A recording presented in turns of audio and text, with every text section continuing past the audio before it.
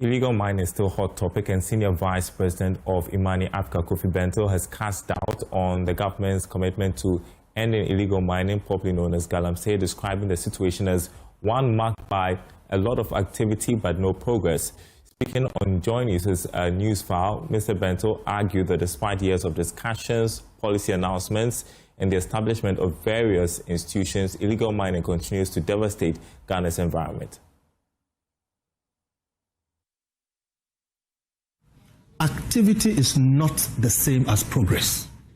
We are seeing a lot of activity, a lot of stimulation, a lot of talk, no progress. Galamsey is getting worse, so we don't need more talk, number one. Look, don't look at what people are saying. Look at the ground, and then you will know what is going on. Let me give you an example.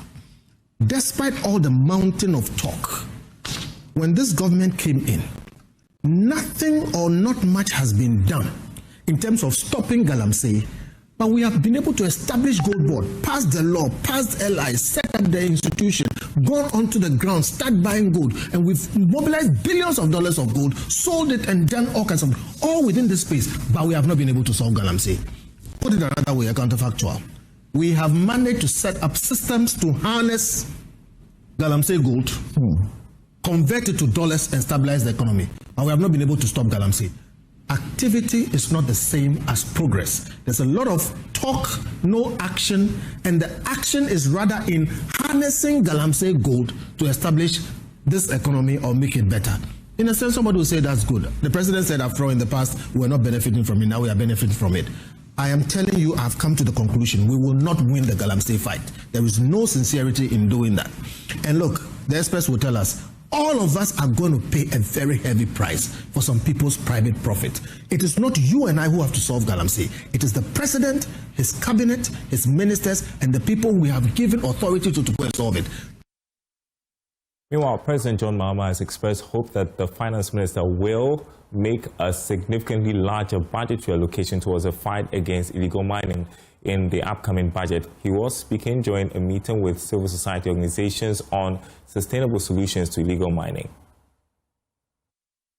In the first effort we made, we go into a forest reserve.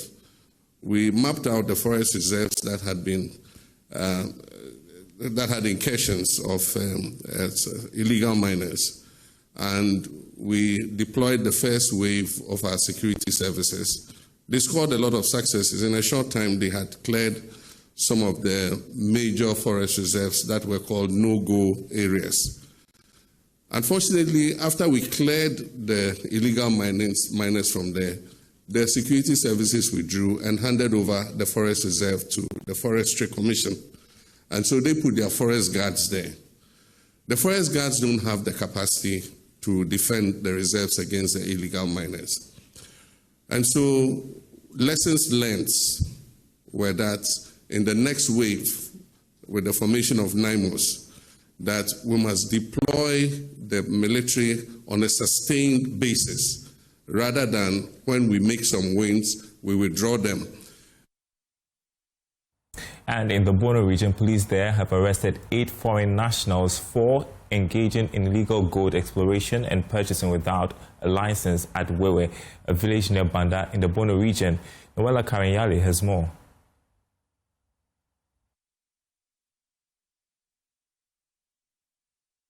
The suspects, identified as nationals of Nigeria, Ivory Coast and Gambia, were arrested following sustained intelligence and surveillance on their activities. They were arrested while actively engaged in illegal mining and gold trading operation in the community. Gold dust, mercury, and lighter used in gold processing. Now, the exhibits have been retained for forensic examination, and all 8 suspects are currently in police custody, assisting with investigations. Now, in Hay, the mercury is dangerous and potentially deadly. That's a warning in the latest FCDO-backed report on mercury and other heavy metals impact compiled by Pure Earth and Ghana's EPA. The study shows growing exposure to heavy metals, not just through food, but also through the very air people breathe in illegal mining areas where mercury vapor is released. Medical practitioner at Kolebu Teaching Hospital, Dr. Denzel Tay, says mercury inhalation severely damages the lungs, enters the bloodstream, and stresses that there is no safe limit for exposure. Now, when you inhale something we call elemental mercury. And one of the first things it does is that it goes to your lungs, where it can cause all manner of complications. Although the severity of the symptoms you have is dependent on the dose of mercury you are inhaling. Also, when it comes to the ingestion of mercury, something ends up happening we call biomagnification. So by the time it gets to a human being, more of the mercury has accumulated, which means that the side effects you are going to have are going to be more severe. And it's going to do things apart from your lungs. It's going to go into your brain and your nerves, and then it's going to cause sometimes destruction, complete destruction. Sometimes it blocks blood vessels, so you have something we call an infarction, which is basically that part of your nervous system begins to die. And it can also go to parts of your kidneys and also cause pathologies over there. So generally, it's quite a dangerous substance to play with. Now, when it comes to inhaled mercury, as I mentioned earlier, it goes to your lungs, which means that if you eat mercury, it's not really going to go to your lungs. It's going to go to your brain and your nervous system. But when you inhale mercury, it's going to go to your lungs. And that can lead to things like scarring of your lungs. And when your lungs are scarred, it means you can't breathe well, which can definitely lead to death. Well, Dr. Tay knows that while early exposure can be treated, mercury remains dangerous for anyone who comes into contact with it. The thing with mercury is that treatment of mercury spans, as I mentioned earlier, the concentration or the amount of mercury that you've been exposed to. Now, the danger is that if you are exposed to a large amount of mercury at the same time, we can rush you to a hospital, we can give you oxygen, we can even give you something we call chelators, which bind the mercury and take it out of your body if you present early enough. The danger is particularly with long-term exposure to mercury, because in that case, a lot of the time, you are not even aware you are being exposed to mercury. By the time the symptoms begin to develop, there's very little we can do to prevent death or the terrible consequences of mercury toxicity or mercury poisoning. Well, this story was a collaboration with New Narratives. Funding was provided by Clean Air Fund, which had no say in the story's content. You're watching JoyNews Prime. We are taking you to other stories now. Residents of Techire and Afrisipakrom in the Town North municipality say they are living in fear and neglect as Newmont's Ahafo North Gold project advances without proper resettlement, fair compensation, and adequate safety measures. At a press briefing in Techire, the communities appealed to the government and international bodies to intervene, citing pollution, explosive blasts, and human rights violations disrupting their daily lives. Correspondent Emmanuel Edujemfi has more. You must secure a land, compensate the people living there, engage with the government before you can begin production. But as we speak, Newmont is operating. If you go, they are opening their pits, and you can see them having firing of their dynamites and others, that they have not even begun compensation. We are expecting them to go into proper compensation with the people, adequate, prompt, so that we will have good relationship with them. The affected residents say they have planned an unending demonstration against the mining company to register their demands. We are here engaging with the media to escalate these issues and help us get our issues confronted. What we are saying is that we are writing to the authorities that next month beginning, we are going to initiate a demonstration. Demonstration that is not going to end until adequate and proper compensation are paid to everyone. Until that is done, we are going to have a demonstration throughout the process, and Newmont will not have its way through until they do adequate compensation. Residents bemoaned the unjust treatment by the company. Newmont to assure communities ba obi asidan esasa wo hwe na wutua ne car o ka kire ne say date we no di see ye ntiense se wutua Meanwhile, nipa dadanu eno ene ne ono so wetimi aye a ode bo na busua eho ban. Saa ne ma na ekoso no ye besre pa se aban ontwa nani emehwe yen. The aged, women and youth also voiced their displeasure. Metra ha 81 kama me tia se mo betua wuka amame nemum na kusiu di amame. Now, shops and markets within Accra are temporarily closed today for the National Sanitation Day. The monthly exercise is aimed at promoting public health and reducing the level of filth in the nation's capital. Head of Public Affairs at the Accra Metropolitan Assembly, Gilbert Niankwa, joins me on Zoom to discuss the impact of today's exercise. Good evening to you. How successful was today's cleanup? Thank you very much, my brother, for the opportunity. Today's cleanup exercise, just as we all know, marked the first day after the launch of the National Sanitation Day by the President, His Excellency John Dramani Mahama. Today we had the Minister for Local Government, the Gamanche.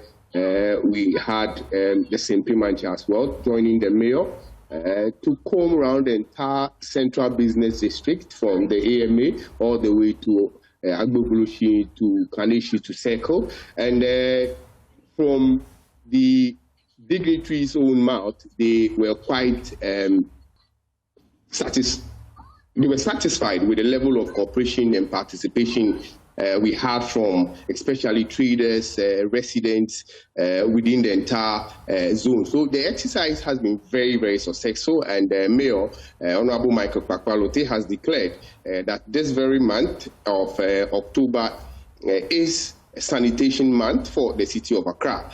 So we are embarking on this exercise for this whole month, and we are hoping that we'll be able to clean the entire city. It was very, very successful. So how is the Accra Metropolitan Assembly ensuring compliance by traders and residents, and what penalties exist for defaulters? So today, for instance, we had some shop owners flouting the laws. So immediately, we had public health officers issuing sermons to them. On Monday, what we are going to do is we are going to arrange all these corporates to the sanitation court, which has been operational for some time now.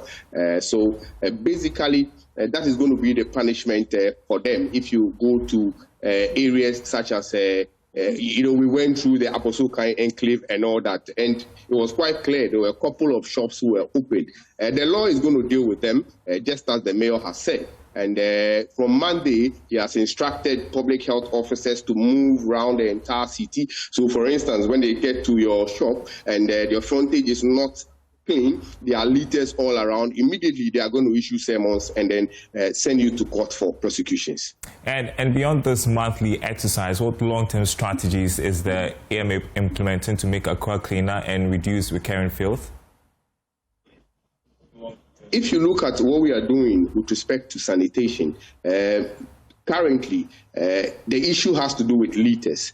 So Mayor is ensuring that we put up bins within specific areas. If you look at what happened today, the minister himself identified some challenges and has assured that the government is going to ensure that we put in a lot more logistics with respect to bins, with respect to compactor trucks, to be able to deal with the issues of sanitation within the entire area. So periodically, we'll be embarking on this very sanitation exercise.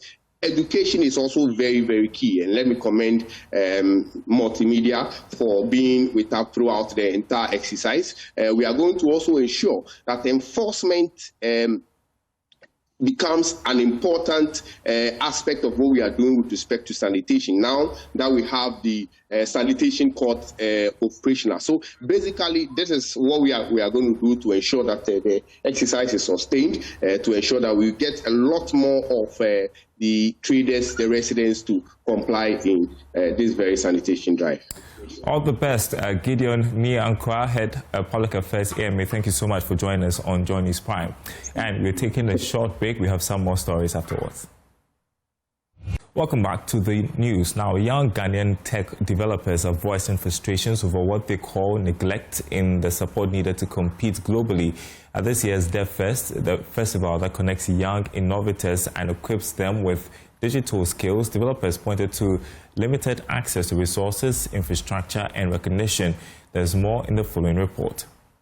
With national interest growing around the need for Ghana to keep pace with rapid advances in technology, especially artificial intelligence, young tech developers are raising concerns over what they describe as neglect in the support required to compete globally. At this year's DevFest, a festival that brings together young innovators to sharpen their digital skills, developers pointed to limited access to resources, infrastructure, and recognition. Lead of the Google Developers Group in Accra, Shadrach Yunusa, cited the difficulty of securing even the nation's digital center as a hub for training and collaborations, saying the setback is stifling the growth of young talents eager to build solutions for the future. The major problem we are facing at the moment, especially at GDG Accra, we find it so difficult to get a hub to host our events. We are always willing to host events with the capacity of 1,000 plus, but here lies the case.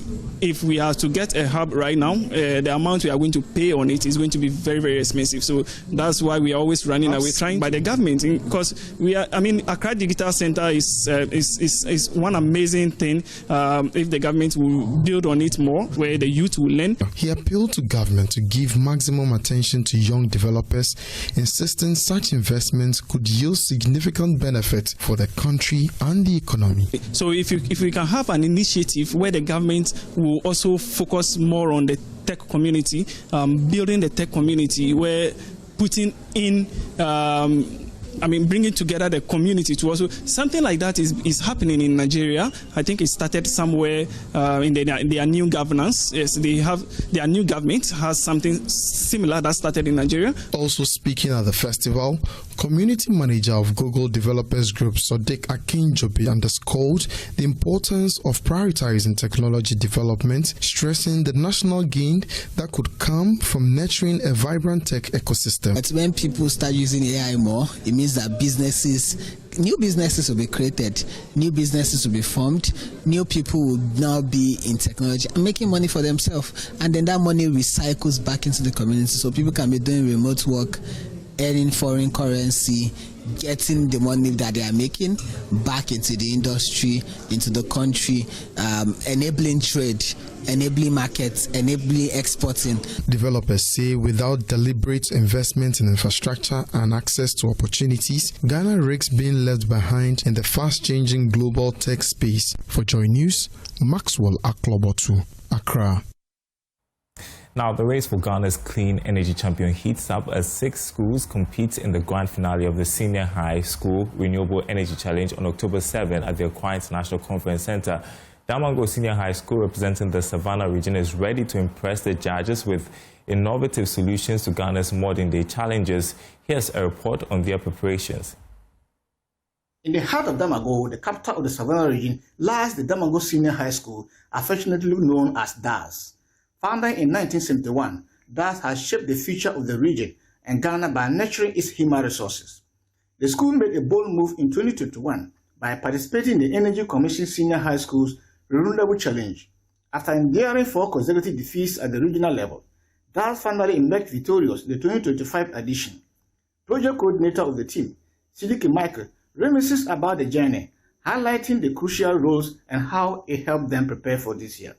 Yeah, so for this particular year, over the years we have learned and we got to understand that one of the key things that go into project development as far as this contest is concerned has to do with the innovation. So usually Energy Commission wants to see something that is not done, something that is not seen, that is very rare to find, and something that is not just common thinking that everybody else is doing. So even if you are doing irrigation, what is different with your system than the existing systems of irrigation? Mahmoud Ibrahim shared insight into the project's design. The connections of the fans and the controllers and the heaters. Okay. So at the end of the day, what will you be producing? At the end of the day, we are expecting to be producing bioplastic. Okay. I mean, this one, it becomes what? This one becomes the bioplastic machine. Okay. So what and what make up the complete machine? This one.